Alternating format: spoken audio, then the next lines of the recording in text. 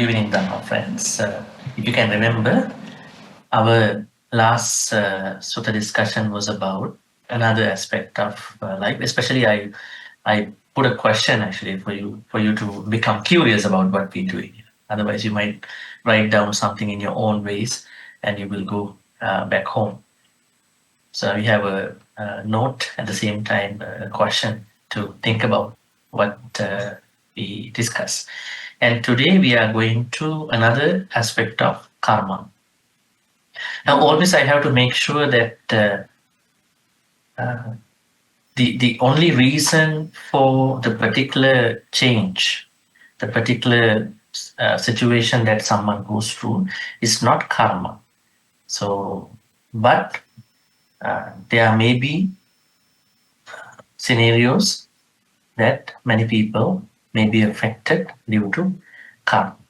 So then it's hard to say that this is karma. So it depends. It depends on individual causes and conditions. So today we are going to look at two areas of different people's lives.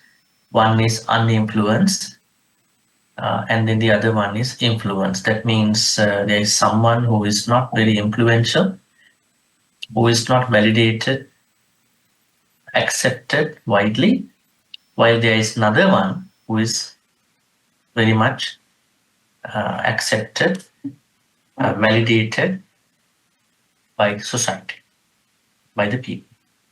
So why is this? Why is someone not that influential? Why the other one is very much validated, accepted? There must be a reason. So that means Buddhism looks at influence, popularity is also part of karma in a way. So it's not that everybody does the same thing and then become influential. So there are certain karmic elements. There may be certain karmic elements that can affect with regard to one's influence towards family, society, to the whole world, to the universe. So let's take a look at these two sections from the block. The same thing.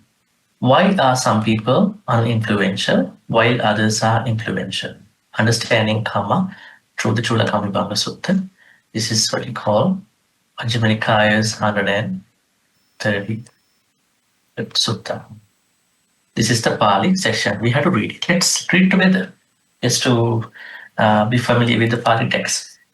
Ida pana manava ekacho ittiva purisova issa manako hoti paralabha sakkara garukara manana vandana pujanasu issati padussati issam bandhati. So tena kammena evam samattena evam samadhinnena kayassa veda parammarana apayam duggati vinipatam nirayam upapacchati. Noche kayassa veda parammarana apayam duggati vinipatam nirayam upapacchati. Sache manussattam agacchati yatta yatta pacca jayati appe sakko bhoti appe sakka samvattanika esa manava patipada yadidam issa manako bhoti paralabha sakkara garukara manana vandana pujanasu issati padussati sambandhati. On the surface level, what can you understand here? Why someone is influential, why someone may not be influential? Because of the jealousy. Jealousy is the problem here. But we have to understand what kind of jealousy is it, and what are the areas can someone become jealous in order for that person to become uninfluential, not validated, right? We have to look at it in clear terms. See the translation. Here, a young man, student, some man or woman is envious. They envy, begrudge, harbor envy about the gains, recognition, honor, esteem, salutations, offerings received by others. Because of performing and completing such karma, on the dissolution of the body after death, they reappear in a state of deprivation, a bad destination, lower in hell. But if instead they come to the human state, then wherever they are reborn, they are uninfluential, lacking gains, recognition, honor, esteem. This is the path, young man, children, that leads to uninfluence, namely to be envious, to begrudge, and to resent that the honors and gains of others. The opposite side, good side, is not doing as such, right? As you can see, same phrase. Ida panamana vekanchu ittiva pursova anisammakare. Anisammako. Now here, in the earlier one, issa manako, but here, anissa manako. So that means in Pali we understand issa. Issa means jealousy. But what if we put an at the beginning? It becomes anissa. Anissa means anissa. Can you think about the real Pali word for this? Anissa. Because if you take the other way around, anissa means mudita. Anissa means mudita. Mudita means being able to understand what other people achieve, and not even that, being able to be happy for those people. Right? We had a retreat about this. I am happy that you are happy. This is the anissa manako. Right? So mudita. Anissa means mudita, the opposite of issa. And it is the same thing, but what is different here is that na issati, na upadussati, na isambandhati. Right? Again, over here, the Pali word, the good side is mahe sakko, very influential, very powerful, influential, powerful. And if someone is not envious, not being jealous, and trying to practice mudita, rise in mudita, that is the path to become mahe sakka sanvartanika. Mahe sakka means very influential person. So we first need to understand the Pali words, especially the meaning as side. Here we understand itti, puriso, a woman or a man. Issa manako hoti. Issa manako means envy, right? That means envy. And paralabha sakkara. Paralabha, sakkara, garukara, mana. All these are things that are happening in other people's life. Vandana, pujanasu. Where is the jealousy directing at actually? These are the aspects. Paralabha means gains. You can see here, gains. What are the gains? Gains here mean things that other people receive, obtain in their life. It could be money, it could be money, it could be people, it could be achievements, it could be anything, right? It could be even someone else Dhamma life, right? Become someone who is good in his or her Dhamma life. Someone who is looking at, am I that good? Am I not in that level? Actually, we don't have to compare that. We all are going in our own spiritual journey. Comparing to someone will never help us do better. That will bring us back to the 0 point where we started. So paralabha means anything that someone else is receiving. So our jealousy is starting initially for what other people gain. And then the second thing that people might be using as a source of jealousy is sakkara, paralabha means what you call gains. You can see here gains. And then sakkara means recognition. Sakkara means recognition. Sakkara. Recognition means, sometimes this is very normal in our life. Sometimes you are doing a lot of things in your family, but you are not very much, not even very much, even at the very least, recognized by your people. You've been doing a lot of hard work for your family. Maybe you might be a housewife. Maybe you might be a working person. You might be doing a lot. Definitely more than some other people in the family. You might perhaps be a breadwinner. You might perhaps be someone who is doing something that other people cannot do in your family, right? So at that point, time to time, there might be a feeling, perception that might come to your mind. Am I adequately recognized by my family people for what I'm doing? So at that point, there may be some very blessed families wherein which such people are very much recognized, but there may be more families where such recognition is not happening, and it feels like those people are supposed to do those things for others. Others have made them to feel that you must do this thing. That is your role. That's your responsibility. So this kind of mentality or feeling, perception might not give that particular person who is really doing things a good feeling, right? So there may be many reasons other than this, but anyways, recognition is such a very difficult thing. So that is why some people, they very swiftly, immediately start becoming jealous, envious about when other people are recognized. Right? This is the second problem. That means in next life you will never be recognized. Even this life, let's say in this life you are not recognized at all. Then if you are doing the same thing, repeating the same thing, you will never be recognized by anybody. So true life will be in vain, because there is someone who is not equally accepted, recognized in this life for the good things, for whatever other sacrifices, compromises that the person is doing.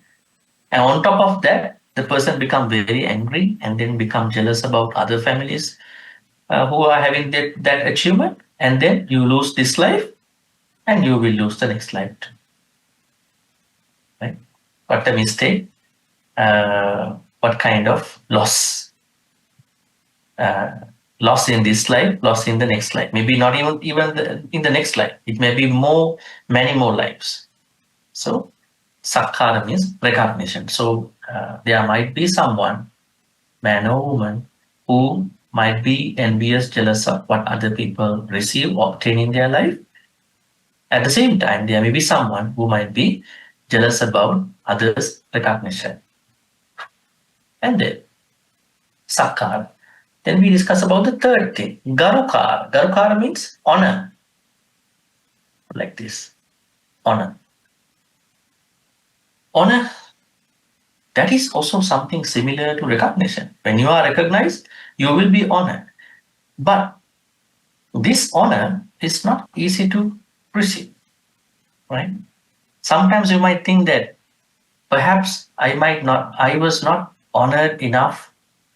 I was not honored at all because I was with the bad people who cannot even understand. So when I am with the bad people, how are they going to evaluate me? How are they going to give me a good compliment? Right? That's why the Buddha said, always start your life being surrounded with the good people, kalyana mittas. Right?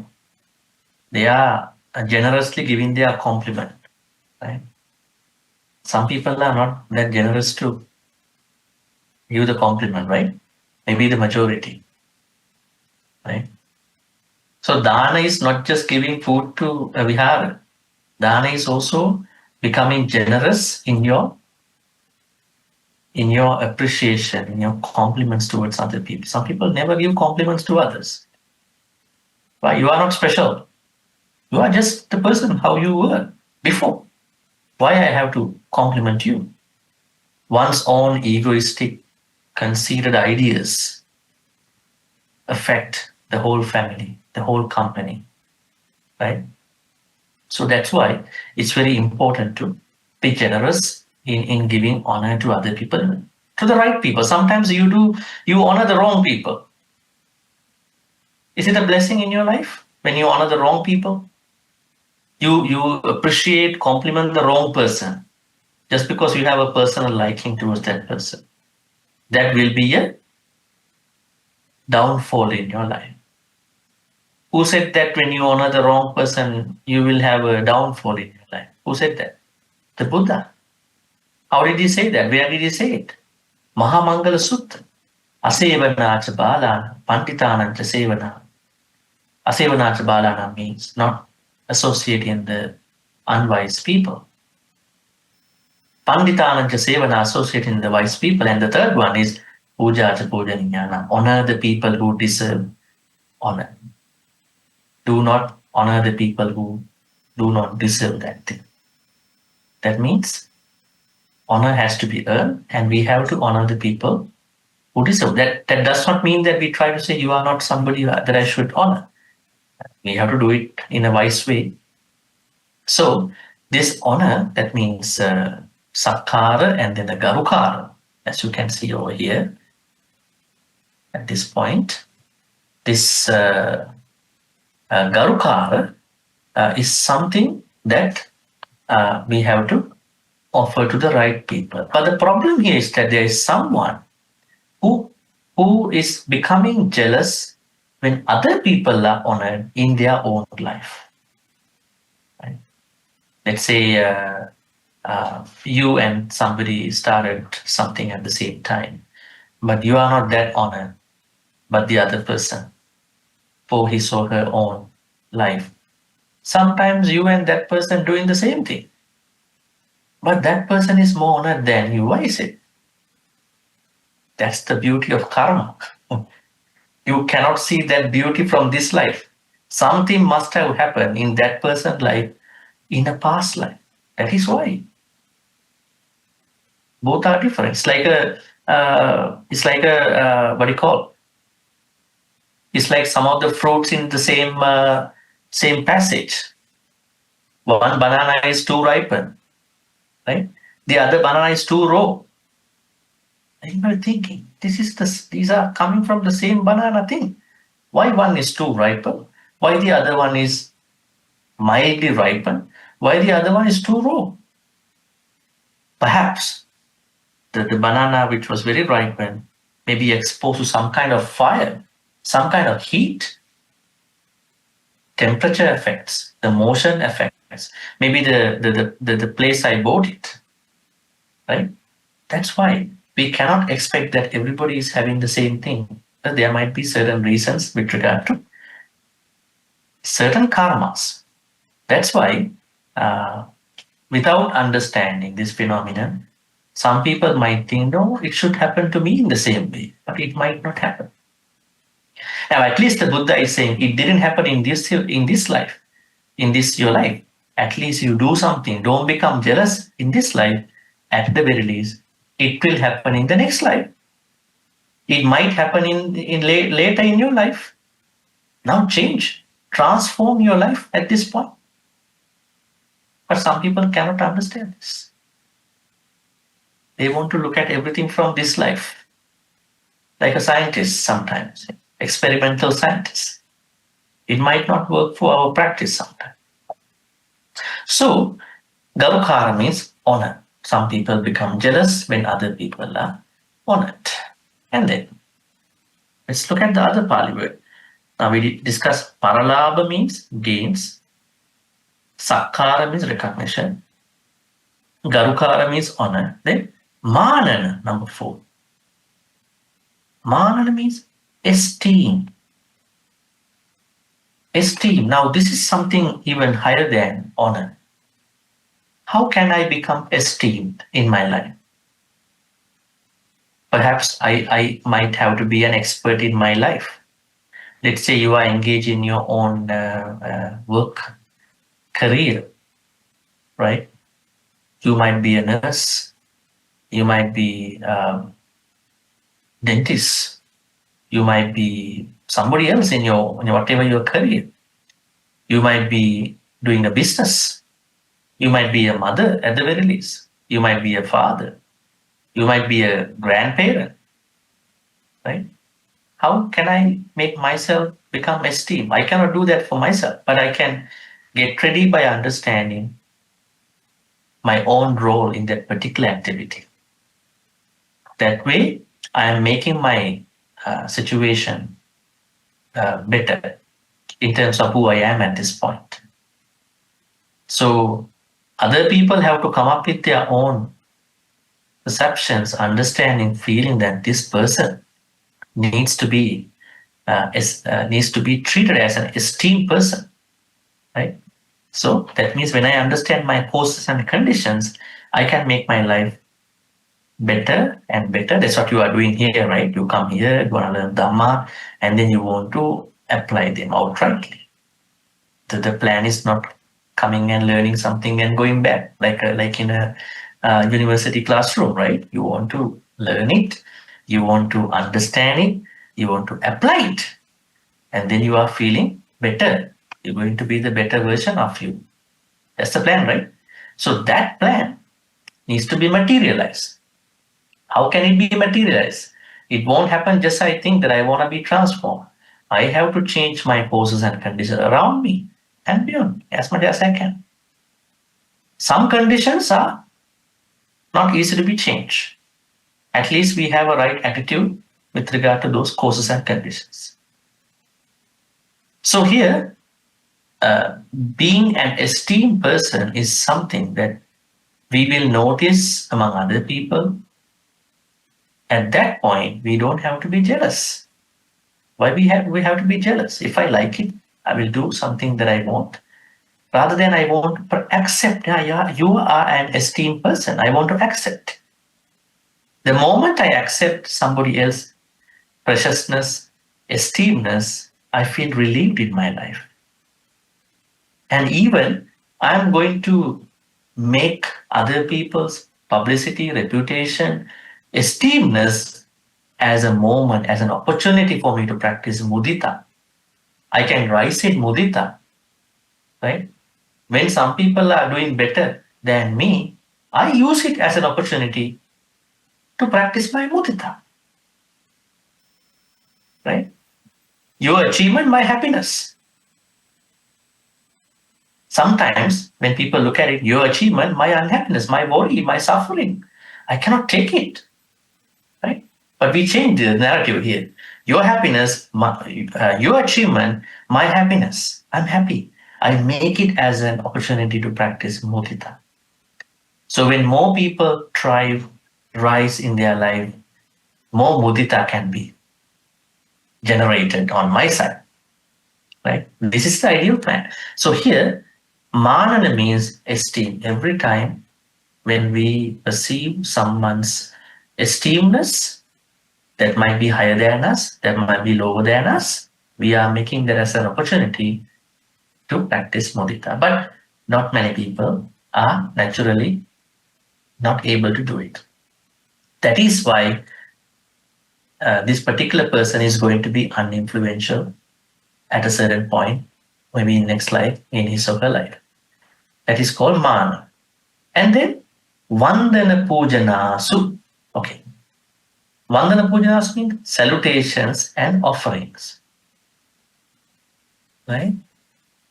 Now, we understand in the Buddha's life, especially life of the Buddha tells us a lot of stories about some monks. They were more blessed than even the Buddha. Can you remember one story about a particular monk where we see that that particular monk was more blessed than the Buddha? It is said in many stories that the Buddha had a monk called Venerable Arahant Sivali, S long I V A L long I, Sivali. Every time the Buddha wanted to go for a certain Pindachara, Pindapata activity, maybe far away or near, he looked back, he asked from the immediate next monk, whoever is behind him, is Venerable Arahant Sivali in this group? Then other monks one day were concerned about this thing. Why are you asking? Is he in the group? If he is in the group, we will get a lot of food, right? Very interesting story. That means the Buddha is saying, if Venerable Arahant Sivali is in the group here line up, we will get a lot of food today. Dana. That means he must have done something bigger than the Buddha, in a way. Because we know in one of the Vassa time, I can't remember the exact Vassa, during one of his Vassas, two horsemen invited Buddha for the Vassa. Bhante, please take the Vassa, we will support you. But what happened? These two horsemen forgot about the request. They forgot it. Now, the Buddha couldn't go to another place because they took the Vassa to stay in that particular place. What to do? Then they started depending on the food given to the horses. There's a Pali word for this, yava. If I'm not mistaken. This is the food that the Buddha and other monks ate. Yava. I think this is the one. I have to check again the Pali meaning. Y-A-V-A, yava. This is kind of a food given to horses.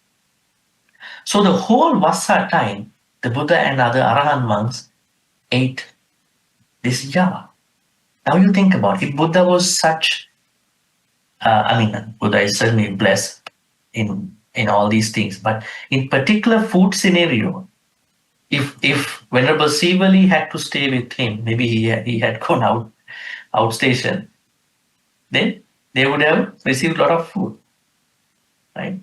That's why we need to understand that certain monks even were more blessed than the Buddha in certain scenarios for the food. That's why if you go to Sri Lanka for a pilgrimage or any tour, if you get into a typical Sri Lankan house, when you enter the main door, right above the door, they have a photo of Venerable Sivali. You can see that. That's the photo. It's a frame photo. Venerable Arahant Sivali is with a bowl, and on his both sides, the four world guardian devas are. So perhaps we can find out a photo if we have over here, just to see how it looks like. I think I found it over here. You can see this photo. So this is the photo that Sri Lankan houses have. If you go directly, you can see right above the main door, you can see the four guardian devas, and the Venerable Sivali is the one over here. And there is a certain, chanting is over there. So the Sri Lankans believed that if they put up this photo right above the main door, the house will never, lose any food. They will continue to get more food. Even the houses, lay people believe that idea. It's a very ancient idea. That's why here we understand. That's a Sri Lankan understanding. It doesn't mean that you have to find this photo and put it up in your in your door. It's a Sri Lankan cultural understanding. That is what they believe. But I was trying to tell you, Arahant Sivali was that blessed. Wherever he goes, he gets a lot of food every day in the same way. And he is also the only person who had a very long time pregnancy for his mother, Suppavasa, I think. It is said that Venerable Sivali was living in his mother's womb for 7 years, 7 months, 7 days. That's a pretty long pregnancy, the longest pregnancy in the Buddhist text that we see. That was only for Arahant Sivali's mother. spent 7 years, 7 months, 7 days of long pregnancy. Perhaps we never know why it happened, why this pregnancy took this many years. Perhaps this is a very special being who came to this human world. So the point here is that why Arahant Sivali started having a lot of food, right? There were many other monks who had more things, but what I wanted to tell you is that when the Buddha was trying to explain the benefits that his monks and nuns were having, he was very happy to share that my monks, they are having these things, right? So now, when someone is having more benefits in his or her life, I mean, if you view it as a layperson, how are you going to process those feelings? Why am I not getting something compared to someone I know? Or rather than that, maybe that is my way, that is their way. Perhaps I have more blessings in a different way than that particular person, right? But many people might get stuck into a thinking that why are they, why not me, right? So this is how the jealousy sources are coming to someone here, right? Now we are going to take a look at those Pali words here. Now, what are the Pali words that we see here? Is that you can see when someone is becoming jealous about somebody's gains, recognition, honor, esteem, about salutations and offerings, that person is creating isati, jealousy. Upadussati means creating certain grudges, as you can see over here, grudges. And isang bandhati, start generating jealousy towards these things. So this is the problem why some people are going to be reborn in a bad place. Here we understand Tugating Vinipata Niryanta, same phrase that you know in other karma sets. If the person is not going to be reborn in a hell, bad place, going to be reborn in the human world, what will happen? This person will become very invalidated, unaccepted person. Right? You look at the people who are trying very much to get acceptance, recognition from other people. They are trying so hard to get acceptance. Sometimes they will not get any acceptance, any recognition in their life. It is not even the karma, maybe their attitude. They don't change their attitude. They want to do the same thing. They are not even changing their attitude, right? Now think about an example, someone is not validated, not accepted, not influential. On top of that, this particular person become more jealous about what other people get, what other people receive as a respect, what other people receive as an honor, and doing the jealousy more and more even in this life. This is the situation. Somebody is going to be uninfluential. Now you need to understand, if you want to become uninfluential, you perhaps engage in these things, but nobody wants to have that. And I want to ask you something, maybe you can think about it. Why does Buddhism talk about influence, popularity, recognition? Is recognition important in the Buddha's teachings? What do you think about it? Can we live without any appreciation, any recognition from other people? I don't care what other people think about me. I just do my things. Is it possible to live like that? It is possible to live like that. But that life is a very boring life, socially disconnected, disengaging life. And perhaps because the Buddha said that we must get some honor, respect from the Vinyus, the wise people. Where did he say that? In the Metta Sutta. Nachakuddang samachare kinchiyena vinyo pare upavadeyo. We must never do anything which wise people don't like, then we have to do things which wise people like. Not to kill, not to steal, not to sexually misbehave, not to lie, not to take any food and beverages to an extent. We will lose our presence of mind. These are the things wise people like. If you do the opposite, wise people might not like you. But if the people around you like what you do as such, they are not wise people. You should become unwise to accept your wrong behavior, right? So that means we need a certain ethical reputation that helps us to, uh, exist, that helps us to practice even the Dhamma well, right? This is why ethical reputation, ethical publicity is important, but not the publicity someone can do by paying somebody, asking some people to review you, like in today's world, right? There are people who are paid for reviewing other people. They are paid to review, right? In digital platforms, and asking people to do certain things to get the popularity. But Buddhism says popularity, ethical, what do you call, reputation, validation, they are important, but ethically, not unethically, because that helps us to feel us good, right? Especially with regard to our Dhamma practice. But don't seek it out. Rather than engage in the good activities, it will happen. So now you understand that if you become jealous, and then if you create grudges with regard to jealousy, if you continue to engage in jealousy, you will never become validated. You will never become accepted. You will never become, uh, I mean, admired in that way.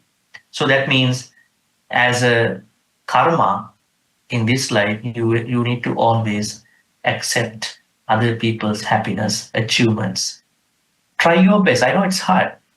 It's not that easy, because before we accept other people's success, we have to establish ourselves, right? We have to kind of have a certain settlement. Right? If you don't have that settlement, if you are looking at what other people are doing, what they are gaining, you might see certain people are doing better than you, maybe getting things earlier than you. How do I understand that? Never mind. You might have done something extraordinary in your life, but I continue to become my good version, right? This is how you are going to create that ethical influence. We need that ethical influence. I give you a certain idea here. Have you seen some people in your life, when they talk something, most of the family members listen to that person, right?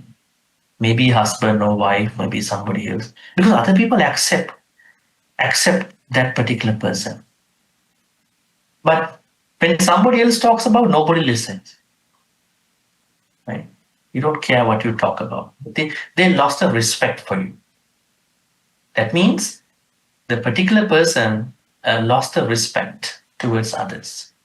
So we understand how important it is to have a life where other people accept us, accept our logic, accept our thoughts, accept our words, speeches, accept our actions.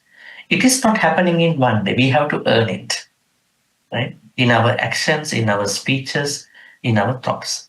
So I think this is what I can say at the beginning now. Now we will go to the points in the discussion. So we will learn more about this aspect. So I want to tell you once again before we go to that area, mudita is what we need to do. When you do mudita, you'll be accepted. Don't crave for the acceptance. Don't cling to the acceptance. It will be generated as a consequence of mudita. Now, mudita means altruistic joy, being able to be happy for other people. Mudita is not even for yourself, other people. You know where is the minimum place for mudita? Mudita for yourself first. How to be mudita for yourself? When you wake up early in the morning, can you give mudita to yourself? can I be happy for myself? No, no, no. I haven't reached to that level yet. Maybe another 2, 3 years when I do well with my business, when I do well with my money, my job, my children. You're postponing your mudita for yourself, putting it off, right? So you're starting the day with certain imperfections in that understanding, certain problems with that understanding. Give mudita to yourself. That is the starting point in the morning. And then when frustrations come to you, when you feel that you are being highly compared, you have a lot of issues in your life, think about the good stuff you have been able to achieve in this life so far. Give some mudita, offer some mudita to you. When you offer mudita to you only, you can give mudita to other people. Now there are people who are saying, I cannot give metta to other people. Think about metta on a side note. Why? Because I cannot give metta to certain people. Are you giving metta to yourself? Are you trying to accept yourself unconditionally, or you accept yourself conditionally? I have a bad version, I have a good version. Do you accept the both version? No, no, I'm not accepting my wrong. Then who are you? Who is that version? So we have to accept both our versions, all our versions. Then give some metta to us. I mean, when we give metta to us, we will accept.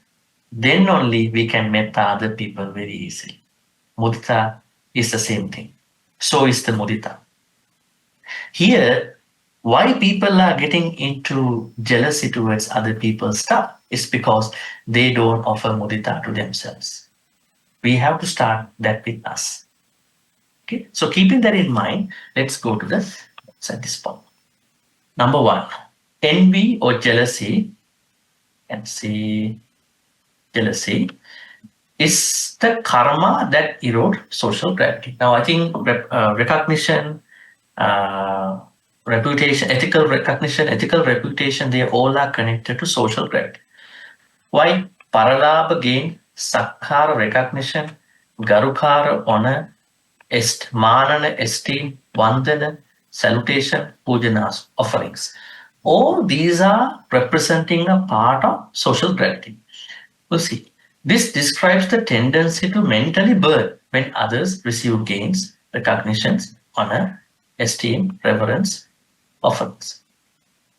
In modern life, doom scrolling in jealousy, comparing accolades on LinkedIn, craving the spotlight others occupy. I mean, the forms, the conditioned scenarios why people become jealous even in digital platforms, digital places can be easily visible to us. Because we see a lot of people achievements on social media, on internet. Say, for instance, someone goes for a vacation, yeah, and immediately putting up all these posts. I have a very good time. So what can we do at that point? Are we going to comment on these people? Have a good time, right? How can we say it mentally? Have a good time, right? Not saying have fun, but how to do it mentally, emotionally. Can we accept this joy? We should be able. Because only when I accept that person's joy, mudita will arise. Otherwise, mudita will be blocked by that person. Every time someone I know goes for a trip, having a good time, better than us, at that point, my mudita will be blocked. So what we have to do, we have to make all those other people's good times as opportunities, nice, good opportunities for us to practice mudita, right? So digitally and in person. Every time the mind tightens around someone else's success, one nots the karmic thread of appesakka. This is what we don't like, right? Appesakka means this one, uninfluential, like powerless, So why is this happening to us? It's because we are not able to create mudita on time for those people, in time and on time. The envious mind is clouded and incapable of discernment. Now you know that you want to practice meditation. You sit down, you want to practice Satipatthana meditation, Anapanasati meditation, and you're going to start with the breath meditation. But you feel you are doing very well. But what if you have Issa, jealousy? Can you discern the life? Can you discern your personal events? You will not be able to do that. That's why jealousy or envy really matters, even in our meditation, right? So it's very important then to understand our own envious aspects. What can we do to get rid of this envy or jealousy, issa, in the first place? Deep or daily reflection on the anicca, impermanence of fame and gain to weak and crave. Another thing is keep a gratitude journal for others' success. Deliberately note 3 things you admire each day. This is something a little bit more stuff, but here understanding anicca. We understand that other people are doing well. I might also do in my own way. I might also do well in my own way. But if I bring up reputation, validation with regard to anicca, I will have a better understanding. You know, sometimes people are in the peak of their success, in the peak of their achievements, but in another 5-10 years they are not, right? So all these things are subject to changes. But just because their reputation gets changed, we don't have to have a bad feeling about it. We wish, may you be successful in the same way forever, as long as you live. But all these things are subject to anicca, right? So that kind of a feeling will help us to have a thought that why to become jealous about these people, because these certain reputations also will shall pass at different time, will be changed. So I don't have to create jealousy for those things. Second, true influence is rooted in mudita, not metrics. You can see na issati, na upadussati, na isambandati. Not envy, not having a grudge towards that happiness, achievement of that person, and not creating more jealousy, envy based on that happiness. The ethical path to Mahesakka means influential situation begins when one no longer envies, harms, or internally binds to jealousy. As you can see in digital platforms representing someone's post. Celebrating others' joy becomes the karmic soil for future social and moral influence. As you understand that if we create a certain habit of always appreciating, accepting others' happiness, that will give us a very happy day, a blessed day. Otherwise, we will be going through lots of pain for everything that we are hearing from other people's success. So we could look at a practice for this. This is none other than mudita. May your happiness continue. And some other things you can read over here. So mudita as a meditation is what we can do to minimize these unnecessary thoughts of jealousy. Another point is that the resentful eye, we understand it leads to obscurity, more mess. So tena kammena appe sakko hoti. Now, when someone is jealous and then envious, this will take that person to become less popular, less validated in his or her life, even in ethical life. Envy may feel passive, but it generates an active karmic imprint. Whenever you feel jealous, you might not show to other people. Maybe it is an internal moment, but it might be passive, but it creates a certain karmic effect for you in the long run, this life and life to come. The karmic fruit of envy is not punishment, it is becoming socially weightless. right? It might not be a punishment, but some people might feel that why am I not accepted by other people? It might be a certain pain, but we understand the social acceptance will not come to us because of this jealousy. Another idea is to understand Issa. When you becoming jealous, try to name it Issa. Issa is coming because Issa is coming to me. Jealousy is coming to me. I have to stop it, right? When you have this feeling, why not me? How beautiful for them, right? Some of the activities that you can do to other people. Humility attracts what envy chases away. Mahe sakka sangvattanika Isa yadida anissamma karano.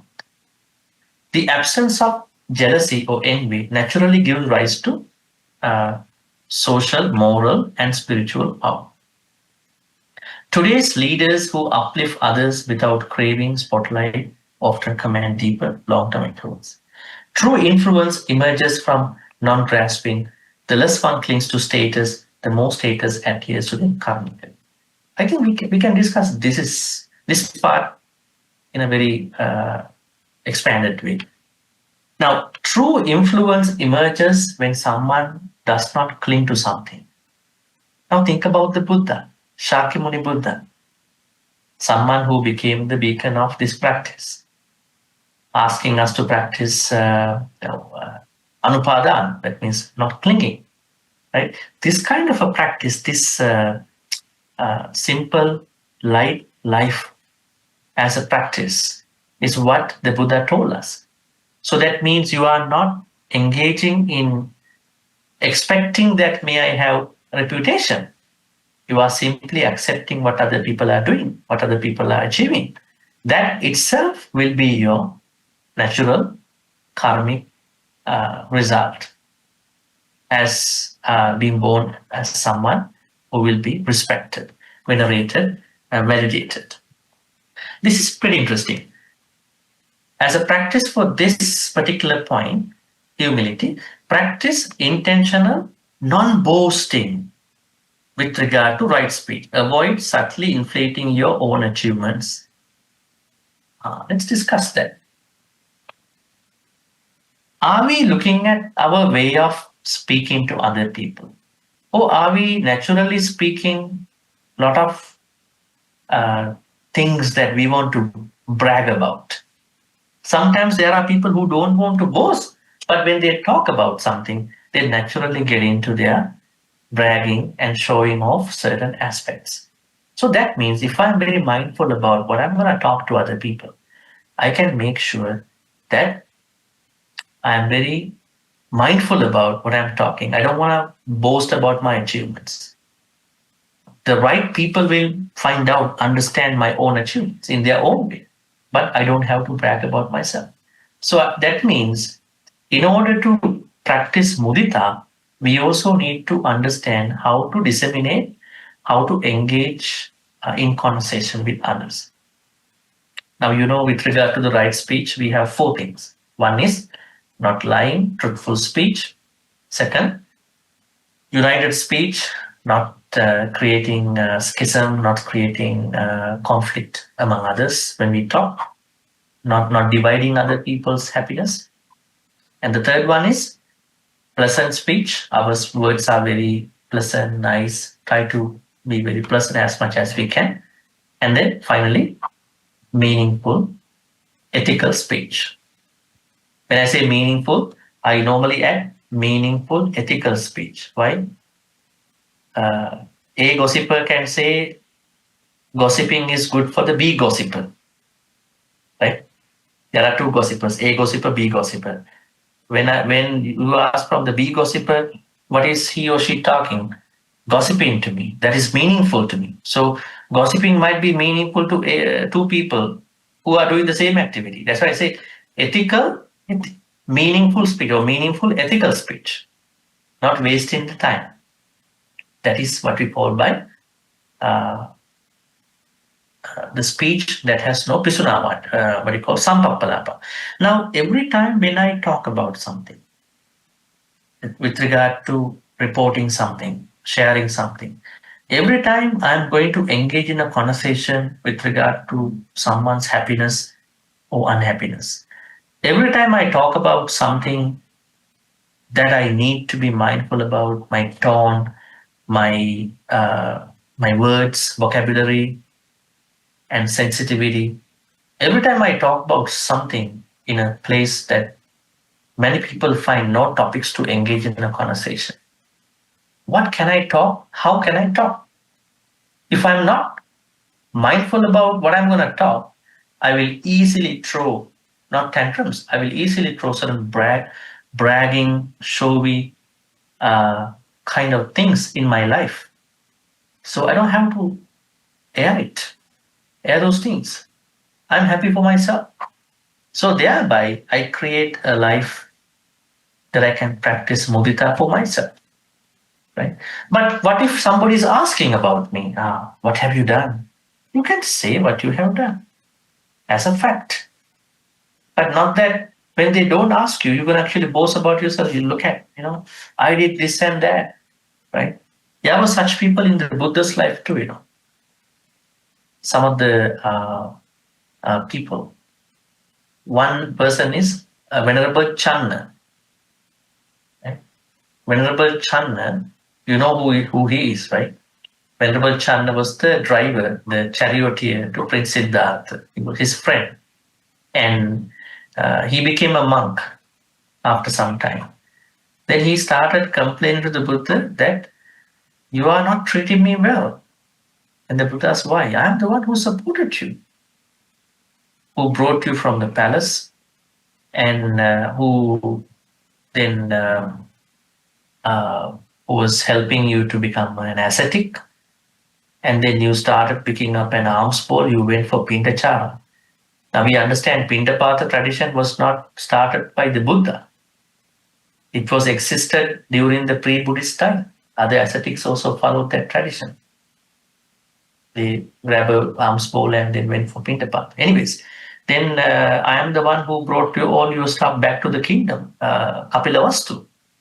And I managed to cross the river Anoma with some difficulty because Kantaka passed away. The host Kantaka passed away and became a deva, the white horse. So I did everything for you. But now I became a monk. You treated me as a normal monk. Look at those two monks, Sariputta, Moggallana. You've given them the best positions in the Buddhist order. Then the Buddha said to him, I am not treating people in a way that I know this person long time ago and I don't know this person. I treat them based on their deserving nature for those things. Arahan Sariputta and Arahan Moggallana deserve to be designated as my two main disciples. And you have to respect that. I'm not practicing nepotism, favoritism. I have no preferences. These appointments, they were given based on their karma. So please try to understand it. But Venerable Chandra didn't want to accept that. Right? And he started making a noise. He was a noisy person after that. And then the Buddha started giving him the punishment, the highest punishment in Buddhism. What is the highest punishment in Buddhism? Did the Buddha give punishment to other people? Did he? What was the punishment he gave to Venerable Channa? He started trying to persuade him, not to engage in this kind of a talk, But he didn't listen. At a certain point, the Buddha asked other monks, we have to impose the highest punishment to Venerable Channa that was given in Buddhism. What is this? Brahma Danda. I think I already shared with you some time ago.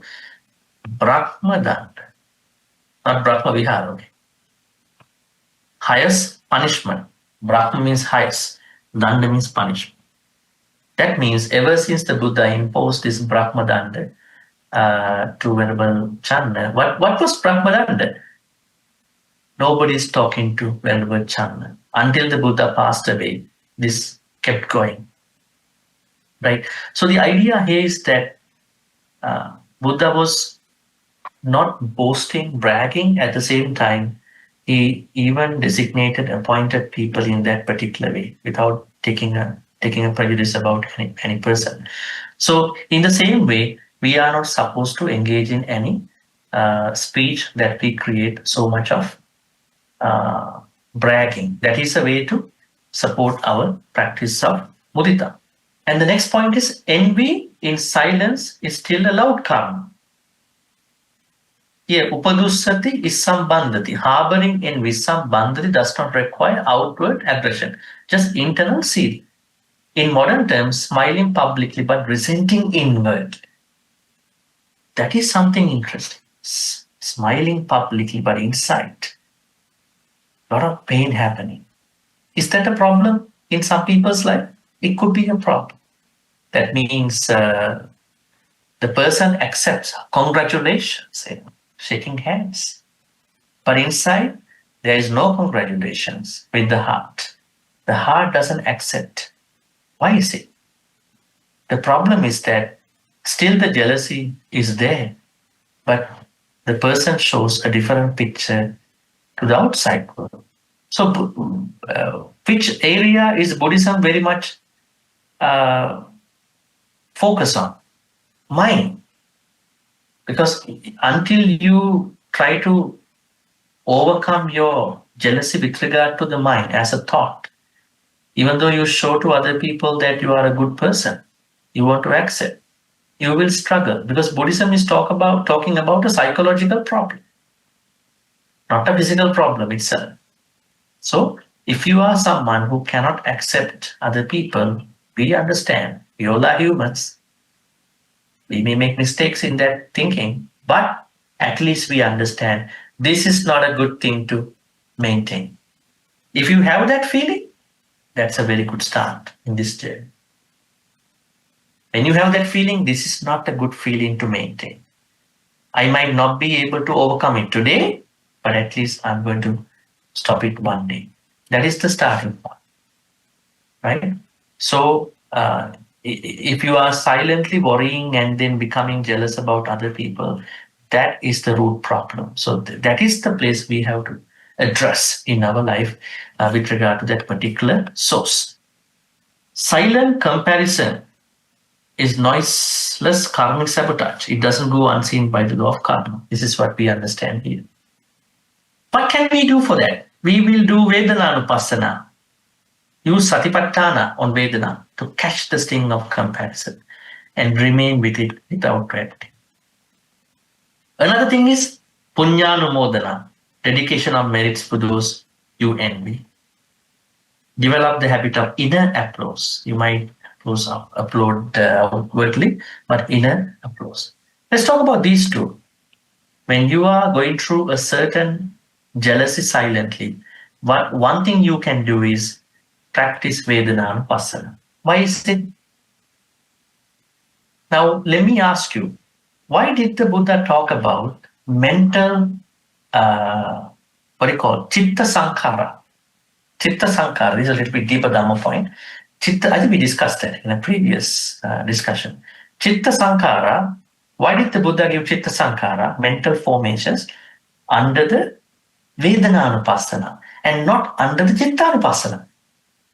When you practice Anapanasati meditation, you will see Chitta Sankhara is given by the Buddha at the point of Vedananupassana, but not at the point of Chittanupassana.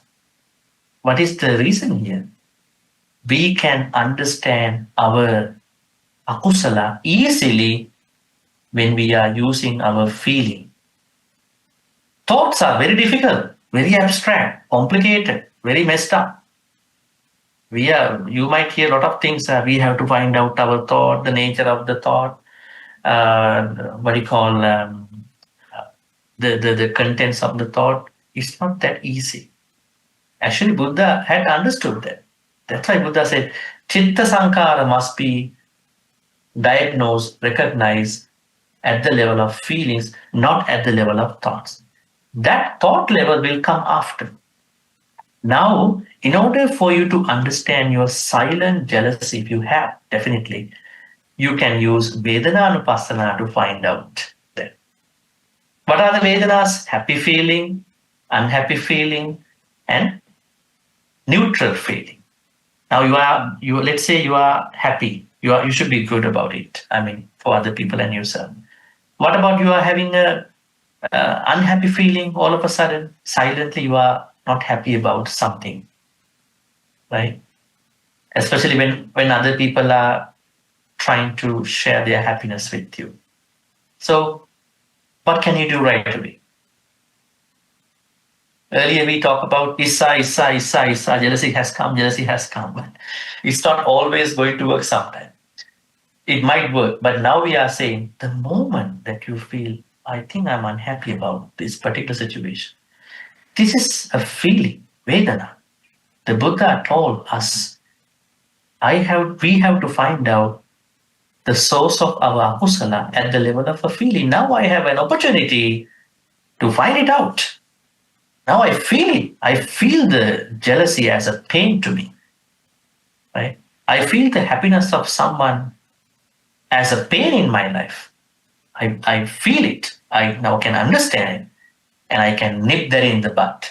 I want to I want to let that go. This is not a good thing for me to maintain. Why do I have to suffer because of somebody else? I don't have to. So that means practice Vedana Vipassana, overcome your feeling, envy, your jealousy. And another thing that we discuss here is that the second one, Punyanumodana. What is this? Punyanumodana, dedication of merits.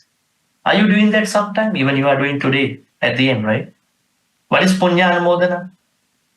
When you do a good karma today, after you giving dana, after you doing a chanting in your house, after you doing any good thing to other people, even you by practicing metta meditation, are you giving the punyanumodana?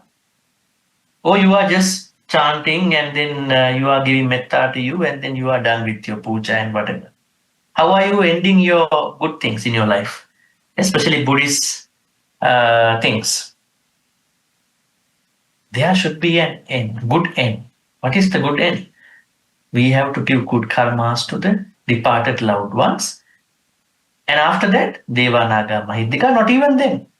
Share the good karma with the people who you cannot accept according to this teaching. Can you share your good karma with someone that you don't like? Have you done that before? Now, there are people who might say, I cannot practice metta to someone, right? I think you may have seen such people. Maybe you might be one of them, perhaps. Have you, perceived an idea in your life that when you want to give good karmas, have you ever given your good karmas, shared good karmas, just like you do with the Deva Naga Mahitika, with people whom you don't like in your life? Have you ever done that? Perhaps not. Perhaps yes. Now I'm telling you, if you do that, you can expand this mudita practice in a way. Why am I creating a certain a division with regard to my merit making? Good karma. You don't have to go and talk to them. Maybe you don't talk to them anymore for some personal problems. But when I'm making good karmas, I don't have to have any enemy.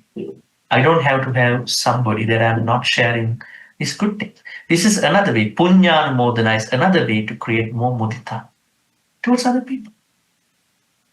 Right? Normally we share good karmas only with the people we like, right? Isn't it? The people whom we very much like. This is our problem. Even we do Buddhist things, we create bias, we create prejudice, we create favoritism, we create nepotism. This is why our practice does not really flow. It is at the same place where we started off. We go back to the zero. We go one step forward and we go 5 steps backward. Why? It is because our practice is not flowing nicely, smoothly. I understand there are people whom we don't like in our life for certain reasons. We don't have to talk to them. But when we are doing a good karma, according to this idea, we could extend the good karma towards these people. So I have no problem whatsoever, whether you're going to achieve whatever the thing in your life or not. I am giving my good karmas to all you guys. That means I'm happy. My happiness should not be stuck to a certain favorite kind of perspective. That's why the Buddha said in the Metta Sutta, when you practice metta really, asambadang, averang, asapattan, no enemy, no problem, no margin, no condition, everywhere is metta. Everything, every person will become an opportunity for you to practice metta. Asambada, no barrier, right? Think about someone who is practicing metta in that person's way every day, but keeping certain 10, 15 people, bad people. I'm not going to give metta to you anytime. You think that person will really grow in the metta practice? I don't think so. Because I'm quoting the Buddha's idea here. Asambhadan avirang asapattam. Same thing. How can my mudita flourish? If I have sambad, I have barriers to my mudita. I don't give mudita to people I don't like. Sambada, not asambada. I have conditions for my mudita. If you've done a wrong thing to me in the past, I will never give you mudita. So then how can I progress, flow in my Dhamma practice? I will ever become uninfluential. I will ever become invalidated. I will ever become ethically, unpopular. Why? It's because I have barriers in my practice, especially with regard to Brahma Viharas, Metta Karuna, Mudita Upekka. So this is an idea with regard to how to tackle our silent jealousy. The main thing is practice Vedananupasana, catch your envy, jealousy at the level of feeling, also merit sharing with other people. Okay, this is also interesting. Digital jealousy is a daily karmic practice. I want to quote this one. Digital jealousy. We have been very much affected by the digital platforms, and we learn Dhamma now here. I'm talking to you from being online, and you are learning by looking at watching the TV and your gadgets that you have with you. Buddhist Maha Vihara has been facilitating almost now 8 days so far. This nice platform, all of us to engage. That means things have come too far on digital platforms. Just because we are engaging for Dhamma practices, everything and other things, can there be a certain jealousy that can arise from these platforms? That is something to discuss. Think about Paralabha Vandana Pujanasu Isati. Reacting with bitterness to others' Dhamma success. Right? Think about an idea. Somebody might say to you, look, in 2-3 months from now, I will become a Sotapanna. That's a pretty unrealistic target sometimes. You are not watching the Satipatthana Sutta's idea. It says, in 7 days, someone can become a Sotapanna at the end of the Satipatthana Sutta. But we don't have to worry about it. If we, at least if we know what is happening to our life, we are good. Right? Not taking it as a very hardcore idea, right?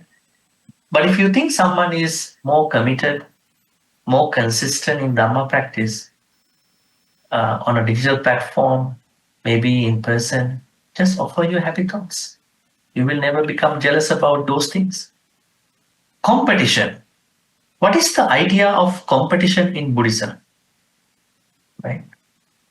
In early Buddhism, ethical detachment is the source of charisma, not performance.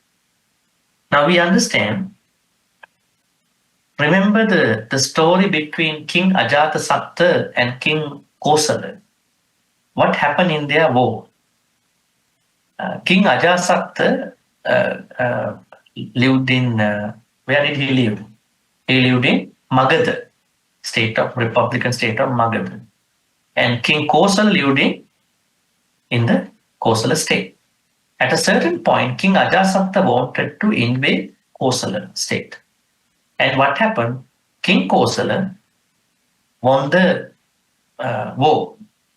But what he did was that he uh, he did a lot of things. At the end, he could catch King Ajasatta, the son of King Bimbisara, alive. He said, I'm not going to do anything wrong to you. I will keep all your battalions, your horses, your elephants, your people, and I will let you go. And I'm going to let you go. And then the Buddha appreciated this idea. You didn't do anything wrong to King Ajasatta, this unwise man who wanted to challenge you. King Kosala, you are so powerful.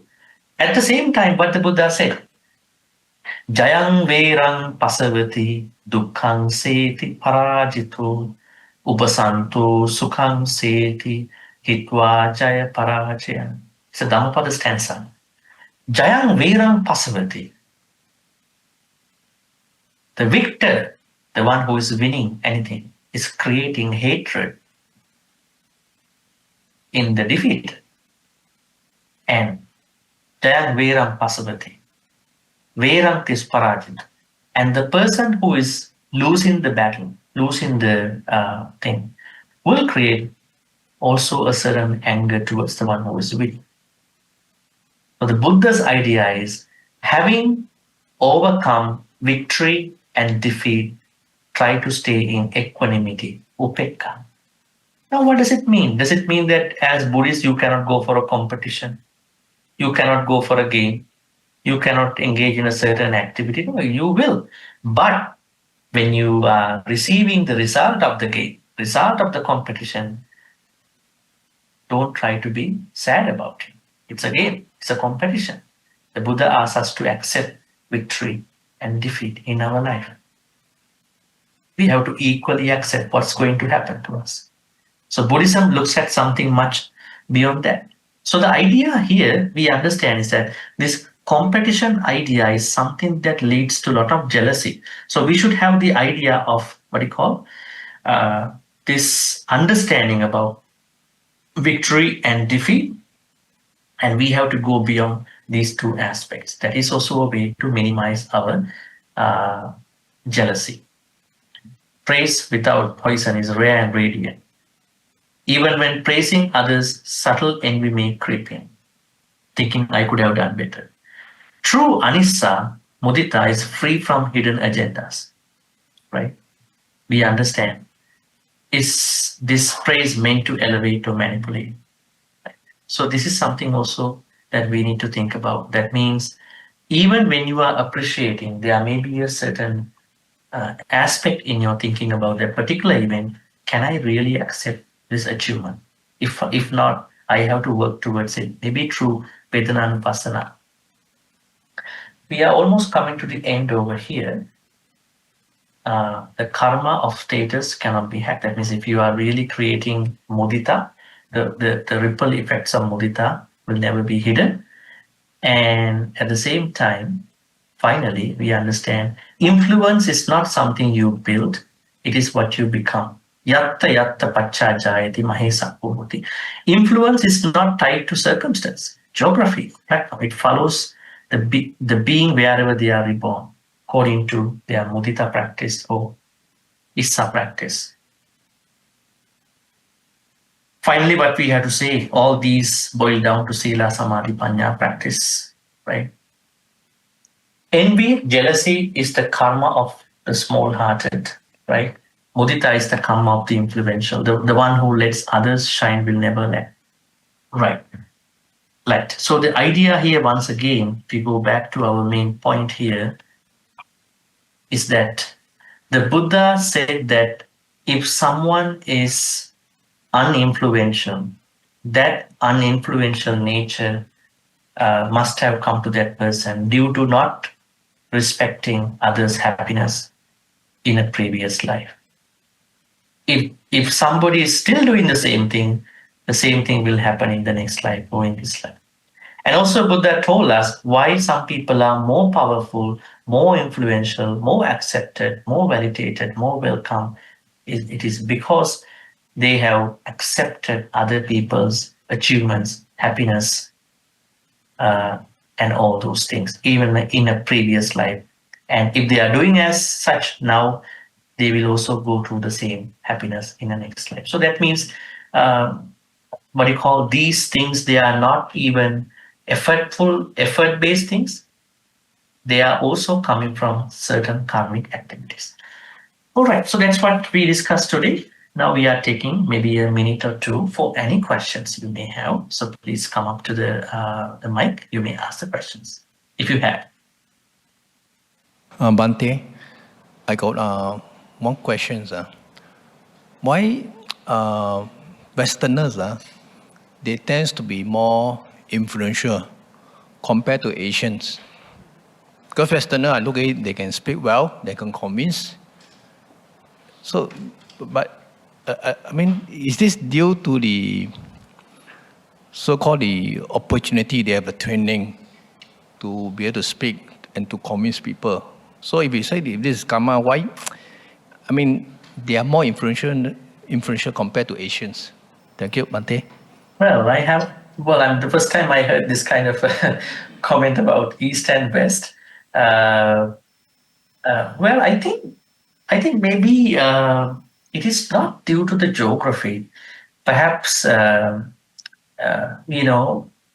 certain places in the world have different opportunities for different people.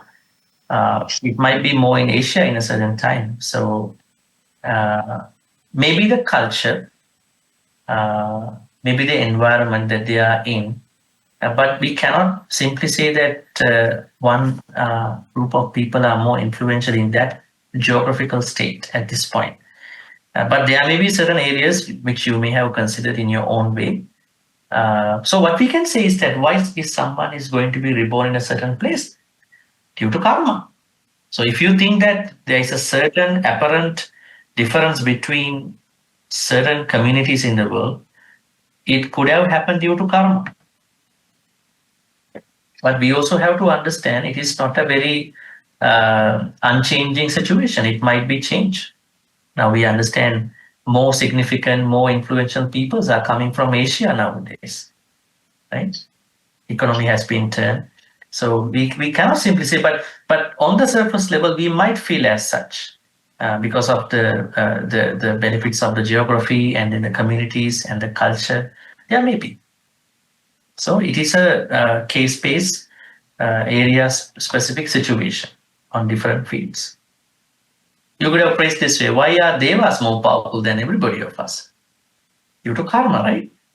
Why Deva, Naga, Mahitika are more powerful than all these humans in terms of their happiness and their working? It's because of the karma.